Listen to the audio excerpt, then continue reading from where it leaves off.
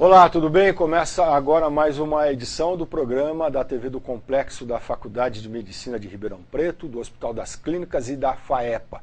O assunto de hoje, a osteoporose.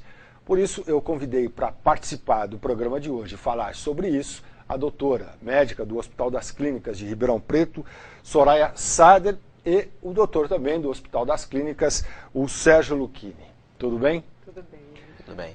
Doutora Soraya Sader, o que é osteoporose?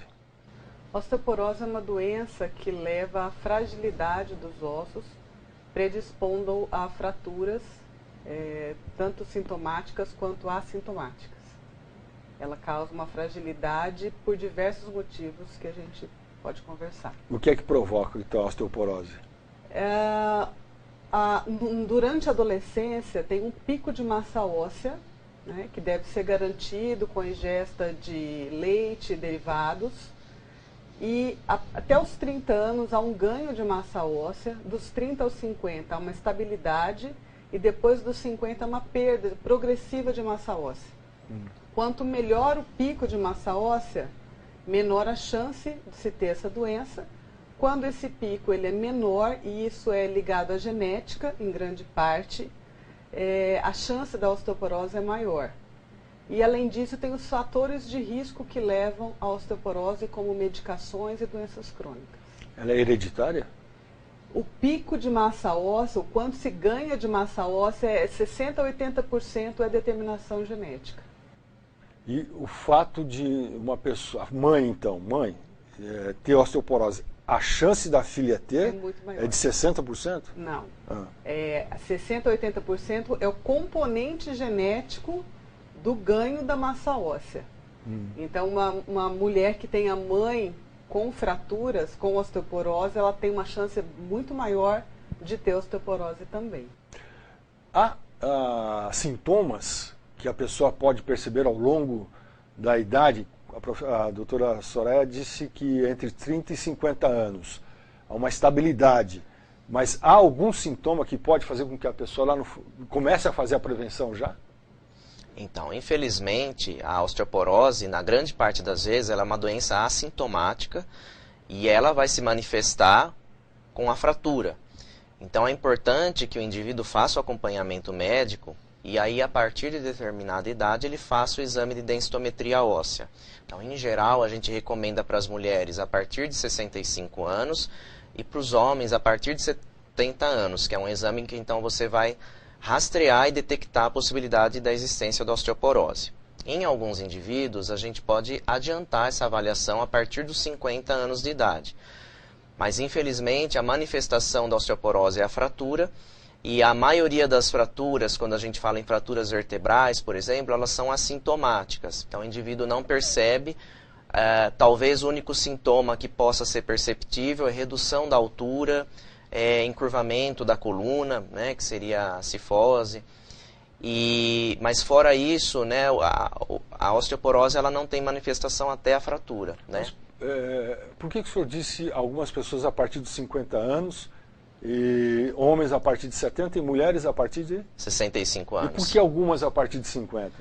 Então, porque em geral, na população, você começa a ter aumento da prevalência de osteoporose a partir dessa faixa etária, 65 anos nas mulheres, 70 nos homens, e também a partir dessa faixa etária que você começa a ter o aumento do risco de fraturas. Isso em geral.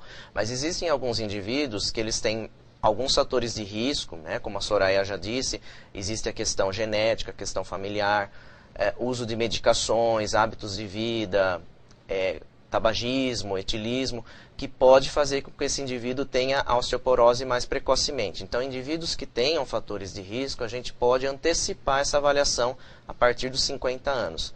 Por exemplo, uma mulher que tenha tido uma menopausa muito precoce.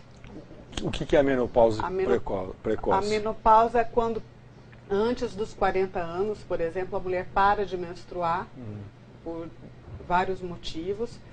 Sem o estrógeno circulante, essa mulher está mais predisposta a ter osteoporose. E aí entra nesse rastreio também mais precoce, como o Sérgio falou. E esse é o motivo da mulher ser maior vítima da doença? Quando tem essa pausa da circulação dos esteroides sexuais, do estrógeno, ela perde a proteção. Porque o estrógeno está diretamente ligado ao funcionamento da reabsorção do osso. Então, existe esse marco na mulher, diferentemente do homem, o que não significa que o homem esteja protegido totalmente. Há prevenção, tanto para a mulher quanto para o homem? Para os dois, na verdade, a gente costuma falar que a osteoporose é uma doença pediátrica de repercussão geriátrica. Então, desde cedo, é importante um aporte de cálcio pela alimentação para todas as pessoas que não têm contraindicação formal, atividade física e controle de doenças crônicas e monitoramento dos fatores de risco. Só já falou pela segunda vez de doenças crônicas. Quais doenças crônicas a pessoa, bom, se eu tenho isso daqui, eu vou ter que me prevenir mais cedo? Então, a gente poderia citar, por exemplo, artrite reumatoide, que é uma doença inflamatória, em que o indivíduo pode ter aumento, né, do risco de osteoporose. Outras doenças inflamatórias crônicas também poderiam levar à perda de massa óssea. E também doenças crônicas, às vezes pelo tratamento, que muitas vezes são utilizados os corticoides, que também são medicações que podem levar à perda de massa óssea. Então, esses indivíduos eles têm um risco maior de desenvolver osteoporose. Doutora Soraya, como é que a pessoa pode saber se ela tem a quantidade de cálcio correta no organismo? Ou seja, por forma natural ou pela forma não natural com a ingestão de medicamentos? A gente orienta a olhar os rótulos do que é consumido, né, para saber se está ingerindo. Nós vamos depois disponibilizar uma planilha para fazer esse cálculo. A alimentação não vinda do leite tem entre 200 e 300 miligramas. E como o cálcio é extremamente importante para o funcionamento cardíaco e de uma série de sistemas, quando falta no sangue, o organismo tira esse cálcio do osso. Então, o osso que anteriormente era denso, ele começa a ficar poroso pela saída do cálcio que é necessário na circulação. Vocês já disseram que não tem cura para a osteoporose, mas tem como retardar? Sim. O que é que eu preciso fazer para retardar uma possibilidade de osteoporose? Então, aí como a Soraya já disse, a gente deve estimular hábitos de vida saudáveis, prática de atividade física, a ingesta adequada de cálcio, que aí a gente estimula a ingestão de leite e de derivados, caso o indivíduo não tenha nenhum problema para ingerir esse tipo de alimento.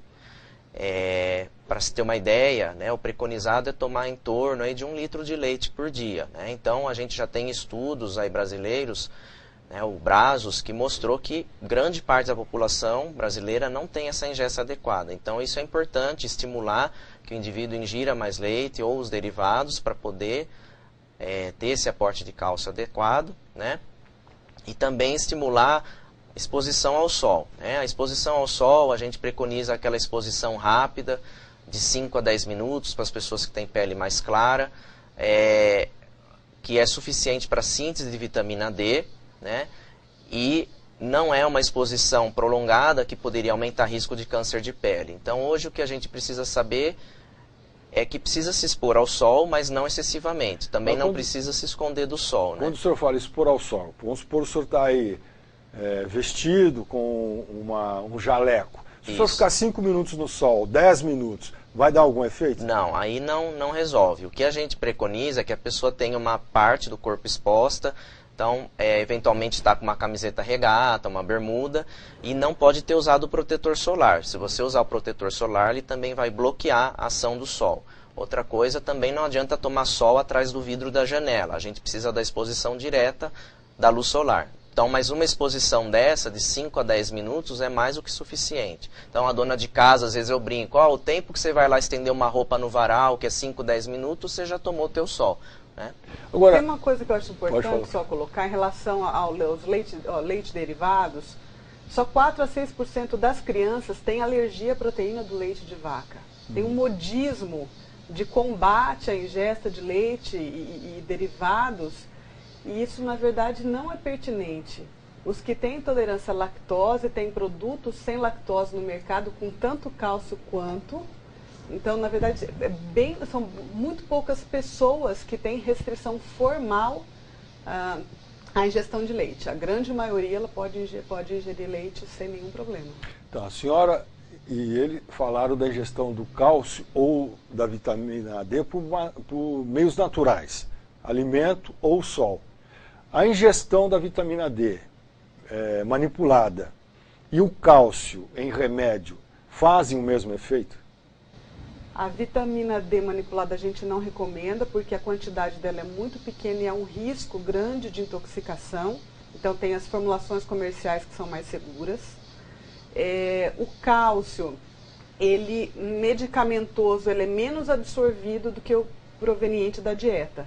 Então a gente prefere o dietético naquelas pessoas que realmente não têm condições, aí a gente parte para o medicamentoso.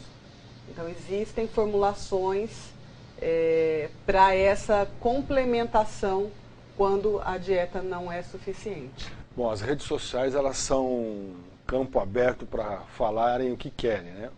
E há alguns profissionais da área da medicina que criticam a ingestão de cálcio, dizendo que afeta o coração. Tem um estudo de 2008 publicado no British Medical Journal que traz essa informação, mas essa informação foi revista, o estudo não foi desenhado para isso, então isso está sendo revisto e as doses usadas nesse estudo foram muito altas. Então, quando as doses são fisiológicas, esse risco ele não aparece mais.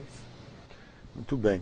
Doutora Soraya Sader, a senhora é uma médica que certamente atende muitos que vão lá porque tem osteoporose.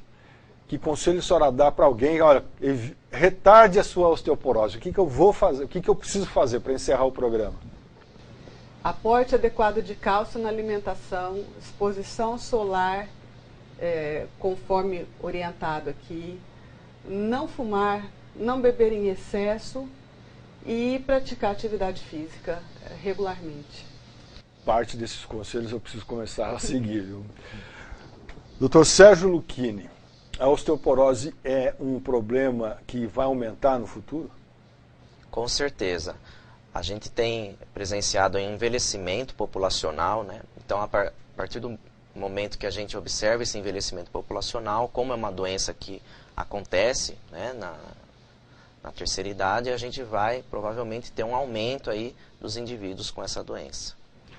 Muito obrigado. Eu conversei aqui no programa da TV do Complexo da Faculdade de Medicina de Ribeirão Preto, da FAEPA e do Hospital das Clínicas, com a doutora Soraya Sader e com o doutor Sérgio Lucchini. O assunto foi a osteoporose, como eu disse lá no começo do programa, uma doença que atinge 200 milhões de pessoas em todo o mundo. Só no Brasil são quase 10 milhões.